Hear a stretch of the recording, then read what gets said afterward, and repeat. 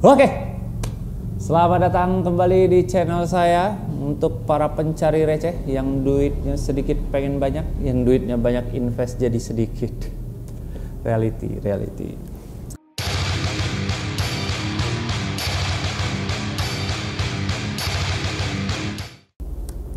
Pembahasan mengenai resiko ini sangat-sangat menakutkan, terutama buat kita yang cuma pengen belajar, duitnya pas-pasan, trading belum cukup ilmu. Nah, di sini kita bahas nih. Perlu saya ingatkan, belajar itu di mana aja bisa. Nggak cuma di channel ini, channel yang lain juga bisa. Tapi tolong janganlah terpengaruh sama para tutor-tutor yang terlihat mewah gitu. Belum tentu juga gitu. Stop it. Get some help. Kekayaan mereka dari mana itu juga harus ditelusuri oleh KPK. Nggak juga ya, maksudnya video yang dilihat itu ya yang ilmunya yang dilihat diambil gitu. Banyak video dijadiin satu, banyak dijadiin satu, dirangkum jadi satu gitu. Diambil ilmunya yang teknikal ini, analisanya ini, manajemen risk ini, legalitas ini, banyak teman-teman di sana yang ilmunya sudah tinggi-tinggi ya. Terutama para pelaku bisnis trading ini yang sudah terlihat sangat oke di kamera, punya baju mahal, aset banyak, punya banyak follower, equity keren umpamanya gitu ya. Equity apa tuh? Ntar ditanya. Nah, sekarang resiko. Di video sebelumnya sudah disampaikan bahwa resiko di bisnis ini, di trading itu, dunia trading udah ada gitu.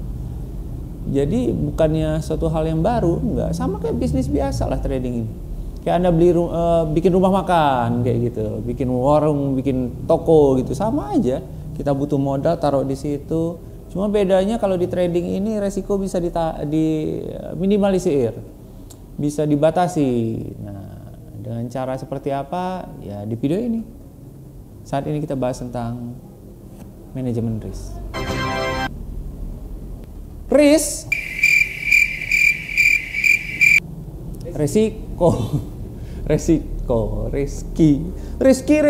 artinya. Resiko. Oh iya, basic saya di Jogja ya.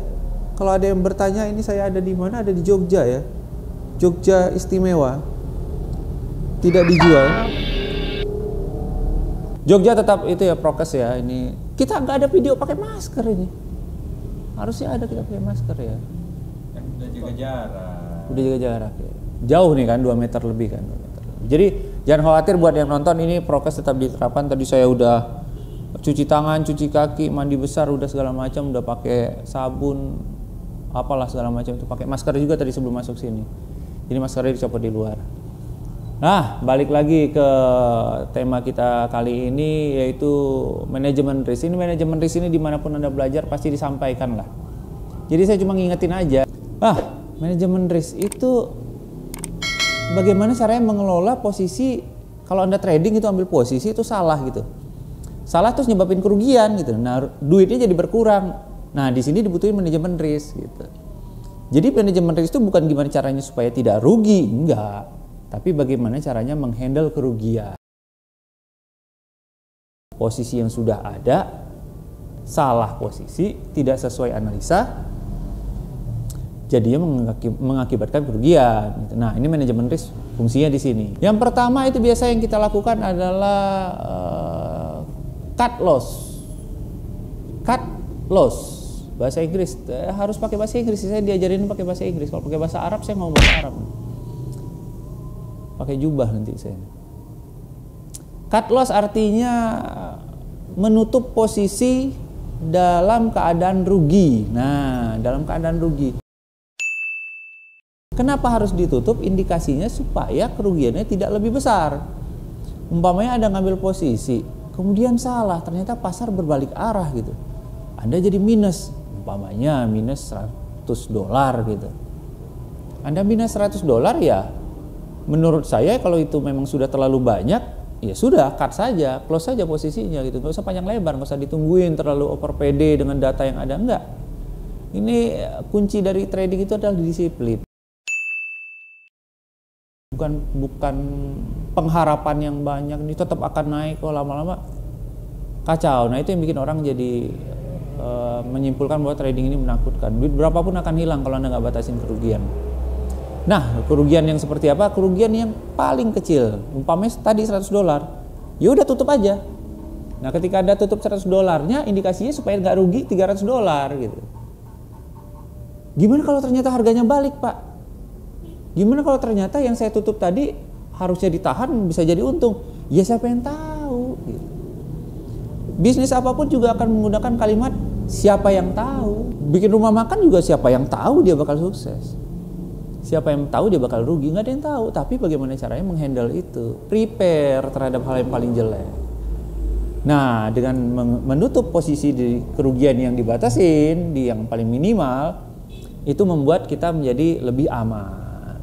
Anda bisa tarik nafas di situ, kemudian analisa lagi, dan ketika analisa Anda menimbulkan atau menghasilkan suatu posisi yang harus diambil lagi, nah posisi Anda menjadi lebih baik dengan target kerugian yang tadi sudah dialami. Itu yang pertama. Jadi jangan takut-takutlah untuk tutup posisi dalam keadaan rugi. Gak apa-apa gitu loh, santai aja.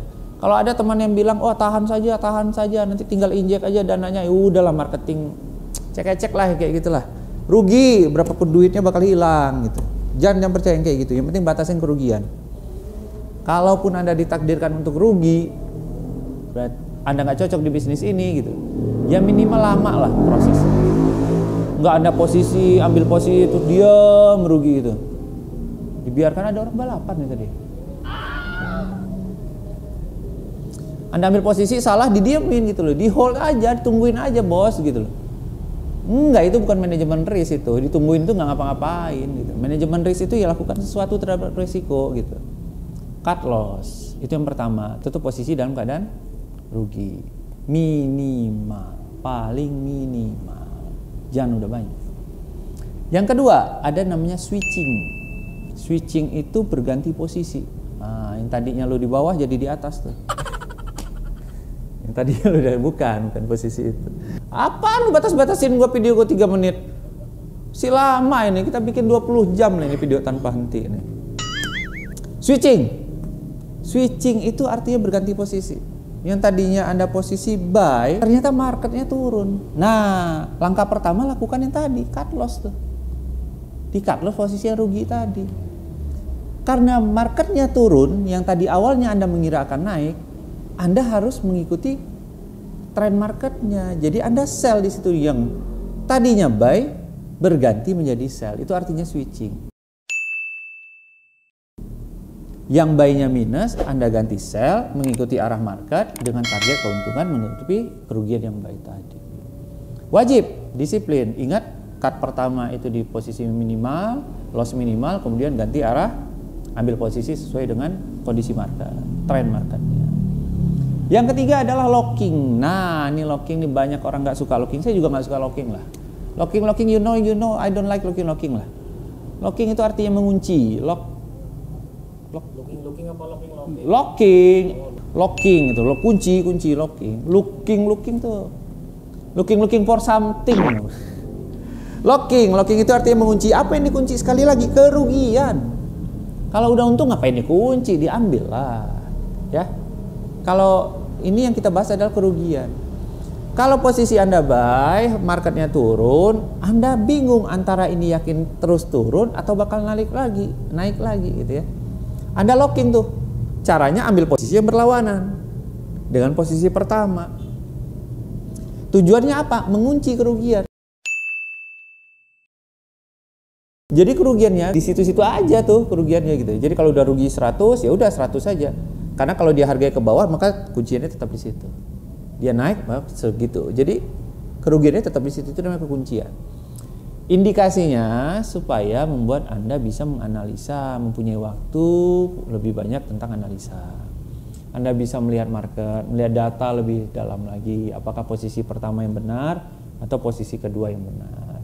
Jalan keluarnya seperti apa? Ketika Anda dapat analisa terbaru, market akan turun, maka posisi buy tadi tutup. Begitu juga sebaliknya, ketika marketnya bilang, oh ini benar, ini mau naik, berarti sell yang tadi baru dibuang. Kerugian Anda tetap, segitu, berarti targetnya adalah bagaimana caranya kerugian ini menjadi 0. Itu yang ketiga. Dan ini bukan pilihan pertama tetap di posisi cut loss. Karena ini menimbulkan PR juga buat Anda yang nggak suka berpikir banyak, takut kapasitas otak Anda terpakai gitu untuk berpikir yang lain gitu, ya janganlah pakai locking lah, cut loss aja lah cukup lah. Karena ingat, semakin lama posisi Anda ada di market, maka peluang mengalami resiko itu semakin besar. Secepat mungkin Anda keluar dari market. Jangan lama-lama lah.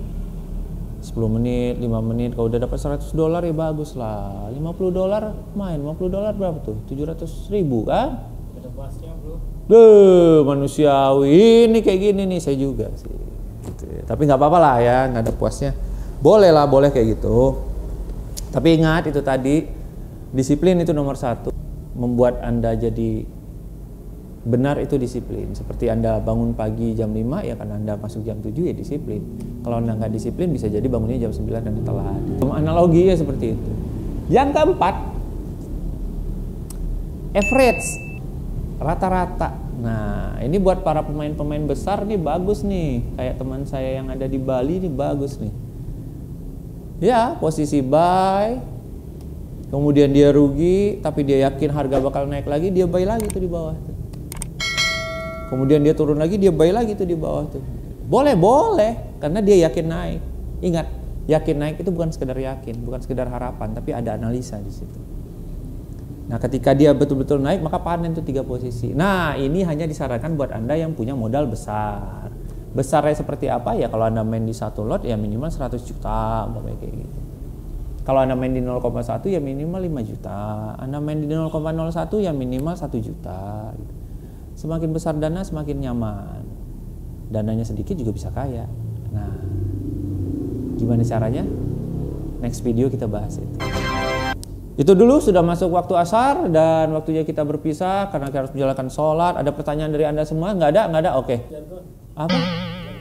Jargonnya apa? Anti trading. Oh lupa ya, tadi belum disebut ini. Di ending ya?